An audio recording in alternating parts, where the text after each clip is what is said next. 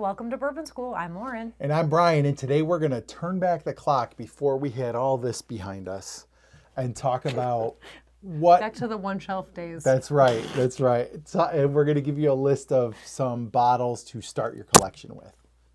Stay tuned.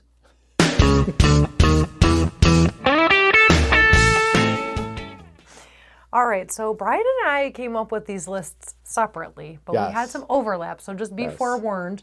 And we also kind of interpreted the list a little bit differently, so I have some randos on here. But I kind of changed, like after I saw how you answered, like how you made, I kind of adjusted mine because I kind of liked how your take on it better.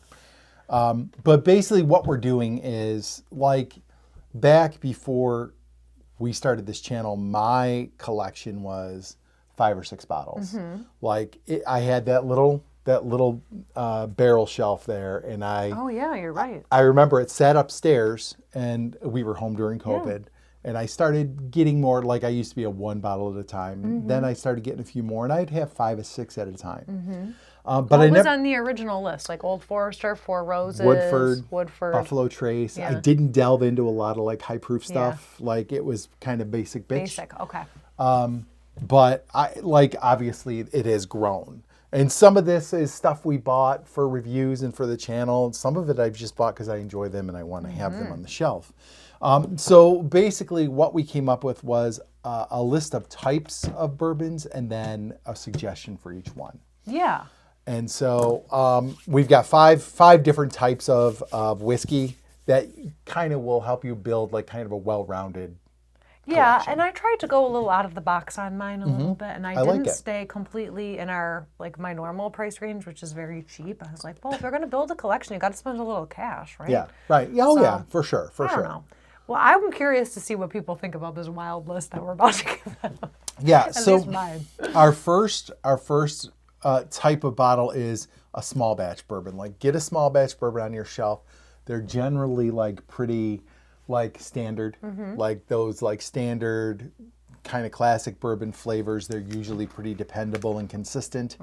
They're usually pretty affordable. And it's always good to have on your shelf because that's something that you can sip it. You're not afraid to mix it because you probably didn't break the bank on it. You're not going to want to mix mine, but yes. Okay. So you go, what is your small batch that you're starting your collection Well, in my with? original list, I had like, you know, if you're able to find the E.H. Taylor small batch, of course you want that, right? But that's going to cost you. Yeah. So I went with a kind of a rando one, which is one we tried recently that I really, really liked. It's right here. I got to bring it up because it's got such a unique bottle. Now, I know this probably is a little controversial because it's not something that, you know, everyone likes. Yeah. And Maria certainly did not like it. She booed it when I said, I was going to put this on my list. But I really like the Dragon's Milk. Typically, I love everything Lauren does. I know. What the heck? Oh my God. I thought this one was so cool and unique. Yeah. And just kind of like if you're having people over and you're starting your collection, it's like, ooh, what's that? It's a bit of a curious bottle. Yeah. So this one's going to land you around $60. But it's a unique bottle to have on your shelf. And I mean, when I tasted it, I was wowed. I was like, it doesn't taste like a traditional bourbon at all. It's very fruity. And in fact, I was reading the comments on our video on this, and somebody said like the orange rings. Yeah. I was like, oh my God, I love those. And it does taste like that. Yeah. So I really like this one. It's an interesting bottle to have people try and kind of give them a more versatile side of bourbon, especially if they're not regular bourbon drinkers. So it's like a bottle of curiosity. It also looks like the Khaleesi's egg. It does. She had the Oh dragon my egg. God, you does. guys are such nerds. Okay, my small batch. This is one I kind of kept it basic on. I didn't kind of go outside the box I saw your small on this batch. She's right there. I went Elijah Craig. It's like standard. It's a classic. Nobody, like, if you offered that to somebody and they didn't like it, then they're not going to like bourbon. Well, it's on my original list, and then I went rogue.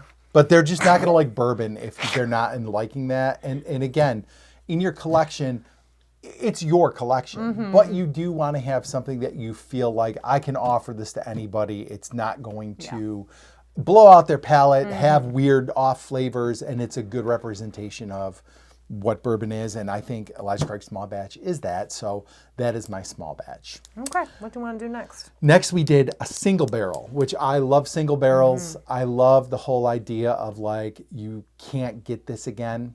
I would say probably the majority of my collection is single barrels, or maybe at least half of my collection is single barrels. I love them. And I think it's just cool to like, this came out of one barrel, you'll never get it again, and it's this unique experience. So what is a single barrel you want to put on I'm your going to shelf? grab it because you have it. Oh. You, look at you, you picked a bunch. I know, and this is just where I don't even remember what's up here. Okay. They're both, They're those both are both the same, yeah. They're just from They two look different slightly stores. different, yeah. So Brian's got a couple of these, but it's Green River Single Barrel. Yeah. And this That's is a good just, one. it's what, around $60? Yeah, $60. I've gotten both for $60. $60 and 119 proof, Yep. right? Did I Yep. get that right? Yeah. I mean, this is good. That's a bargain bottle to me for a very good quality kind of dessert in a glass experience. But it's really balanced with some, deeper flavors, so you can see the nice rich color on it. And it's just, it's a good product to have on your shelf. I love when you call it a product. You know I what's love that. you know what's funny? Do you see how much darker this one is? Yeah. So this one's from Grand and Lockport. That one's from Elma, and that Wow. lighter one. It's those single barrel differences. But that lighter one's way better. You would think the darker one is Really? better. The Elma pick is I way wonder better. which one we tried now. I'm going to have to try it. We've again. tried this one. You'll have to try this because it's fairly new. You'll have to try It's that better. one. Okay. Interesting. All right. I went. Oh yeah, you can put those, those back back? on the shelf. I went for my single barrel. Again, I stayed kind of basic, but I do think it is a great value for a single barrel and great flavor, and you get a nice age and proof. Knob Creek. It's 9 years old. And that's age stated, so the youngest bourbon is 9 years old. They come in at 120 proof. They're actually going to be doing cask strength ones nice. next year, I think. Oh. We actually could have done a cask strength one at Sheridan, but it would have taken another year. It would have had to wait a year.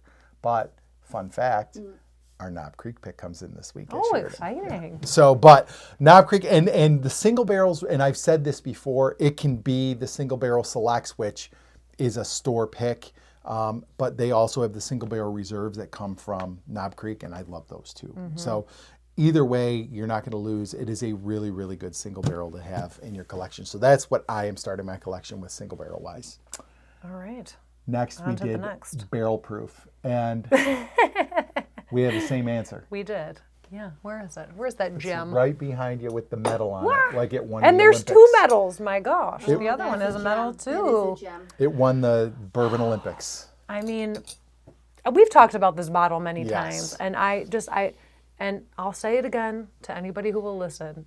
If you think of Jack Daniel's as just being the old number 7, you are wrong. And this is like peak, unless you go to the distillery and you get some of their Yeah, stuff or you there. get a Coy Hill or something, Yeah. which we're not getting. But this is such a good product. I love it. I love the bottle. I love the design. It's good quality. How much does this run? Well, and that's the thing. It has stayed pretty consistent between like $65 to $75. Most of our bottles have been Yeah. around 60 or below so far. Yeah. So these are all really easy ones to pick up and See, I thought add that to your JD was collection. actually more money, so that's No, It looks expensive, and doesn't that's- it? Yeah. because it's got a chain on, gold chain. Oh, that's why. Reminds me of my youth in Brooklyn. That's right. But yeah, I this is my pick for a barrel proof too. love I it. don't know that there's a better value in barrel proof. Just the quality, and you get a really high proof on this one. This one is 132.1. I think that might be one of the highest getting proof your ones money. I've gotten.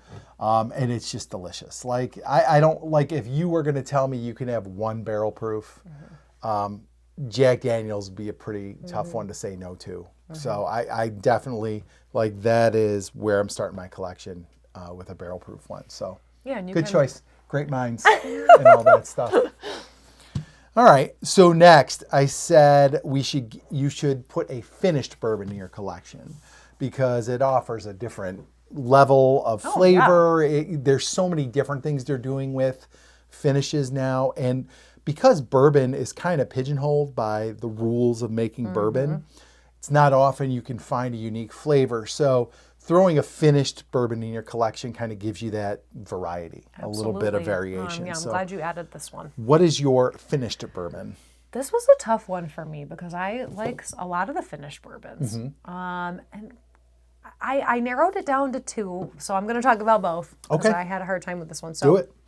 I picked the High West Chardonnay cask finish, I love that bottle. which is I think about $70. Yep. And it's just buttery, it's fruity, it's refreshing. Like I think we did the video a while ago, and it was like a summer. Yeah, we put kind it of on our framed summer it that bourbon way. list. Yeah. But it's just so delicious, and it's sometimes finished bourbons can be a little bit too powerful in whatever the flavor is, and sometimes they're so weak you're like, is this even finished? Yeah. So that one I think it like really balances the Chardonnay, Yep. and I like agree. Chardonnay, so they're like Yeah. it's a good blend there. The other one, I mean, and this is if you have a lot of money and time to find, but I love the Joseph Magnus cigar blend. I mean, that is one of my most favorite bourbons that we have ever had. Thank Yeah. you, Dave. Yeah, and it is so good. I love it so much. I wish, we had a bottle of it, but you can't find it anymore. Yeah. Right? It's just impossible. Well, we happen to have half a bottle here from Dave Vogel's now. That probably, since I drank half of that, that half probably belongs to you. Oh, good. No, it's so good. Like Nancy Fraley. I was Yep. reading the whole story today because I was like researching Yeah. a little bit about it, and I was just like, in the story, she's talking about how like she was like smoking a tobacco pipe and just balancing those flavors in the cask finish. Like, Yeah. She's pretty good at blending Genius. bourbon. Yeah. She's good at that. All right. My finished is, and I don't think this will come as a surprise. I mean, I think most people would assume I would go Woodford Double Oaked. And it was on my love that. It was on my short list. But I feel like maybe one that isn't so much like that's a very unique flavor profile. I went with something that's a little more traditional bourbon wise and just gives you a slight kind of finished flavor. So I went with the Penelope Toasted Barrel Strength. oh, that's a good solid pick. Yeah, we love Penelope. All three of us love Penelope. It's And unanimous. the toasted, it's a light touch, but it does give you that buttery, roasty. We don't have it. Oh, we just have the flavor. marshmallow. We have the one. marshmallow, which toast, is also yeah. amazing. The other Yeah. night I wanted to Yeah. actually drink Penelope Toasted. And we didn't have any, yeah. No, we didn't have it. So we're gonna have to get one in the house, I Marianne. think so. But the Penelope Toasted, I like because of the light touch. It does give you that nice finished flavor, but you still get the bourbon. The full flavor from just the traditional bourbon notes. So I really like the Penelope Toasted. We love, like I said, we love Penelope in general, but the Toasted that would be my finished piece of my collection. Yeah, and a lot of people like that Rio too. Yeah. And We weren't big fans a of the fan. Rio, but a lot of people liked it. Okay. I have heard they have that Havana now that's the rum finish, and I've heard it's not wowing people, I guess. Okay. All right, so our last category, last piece in your collection, I said Yes. a non-bourbon whiskey. So this could be a Scotch, an American single malt, A Fireball. No, I'm just kidding. well, we could do flavored whiskey, but I'm not doing a flavored whiskey. No. But an Irish whiskey, a rye, a Canadian whiskey, whatever you think would hit for you. And so we actually both went Irish.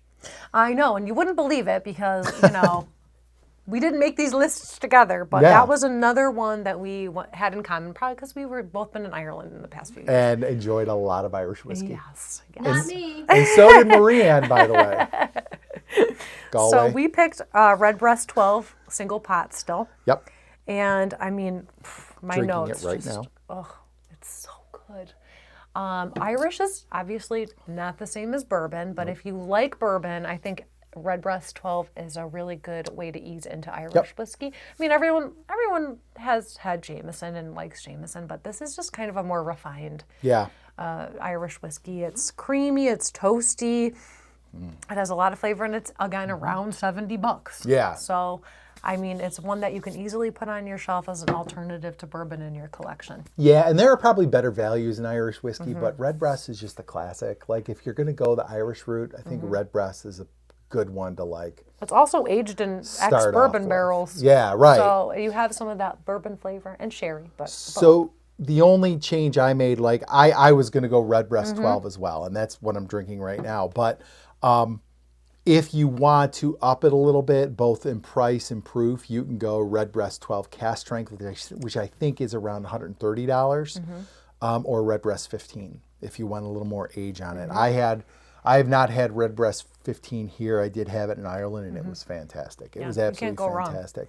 So you are talking about a little more money, but those are like, I think Redbreast in general, the whole line is like just like a classic Irish whiskey line, and I think in any collection, any whiskey collection, whether you're starting it or you have an extensive one, like having a Redbreast. You have to. You have to. Did you go to, is it in Millbury or Middleton? Middleton. Yeah. Middleton. Yep. Did you go to the distillery? We did, and it was great. That's where I got that Jameson, that gray or blue label Jameson. And then there was like a special edition Redbreast that you could only get at the duty freeze. And I was at the airport, and I had it in my hand, and I'm like, and I put it down and didn't buy it. And you regret? I regret it. He lives to regret it. I told him to buy it. It's Yeah, not my fault. she did. I just was like, it was the end of the week. You we probably drank a had lot of drank a whiskey lot, and spent a lot of money, and I was Yeah. like, I don't think I can do it. Sometimes you're just not in the mood to buy. Yeah, right, You know? right. And then, So- then you sit here, a year later, kicking yourself Yeah, over it. exactly. When in doubt, just buy it. Yeah, that's gonna be my philosophy from now on. It's the right philosophy. Unless it's a $500 bottle of something. Right, exactly. Well, yeah, I'm not buying a $500 bottle, but all right. So, guys, in the comments, let us know kind of what you would start your collection with, a bottle in each one of these categories. Kind of like, I know some of you out there have extensive collections, way bigger than this. Some of you only buy a couple bottles at a time, which is how we started out. So, like, let us know what you would put in these categories and how you would start your collection, because maybe it'll give us some ideas for some bottles we need to add. Yeah, to and our I feel like collections. this is so versatile. You could pick Yeah. there's limitless options for this. And that's why it kind of changed. Like when we started, when I started thinking of this, I was going to be like, these are our recommendations. like just basic. But I like that we kind of changed it to like, if we went back and started a collection, this is what we would choose. Yeah, some interesting picks on here.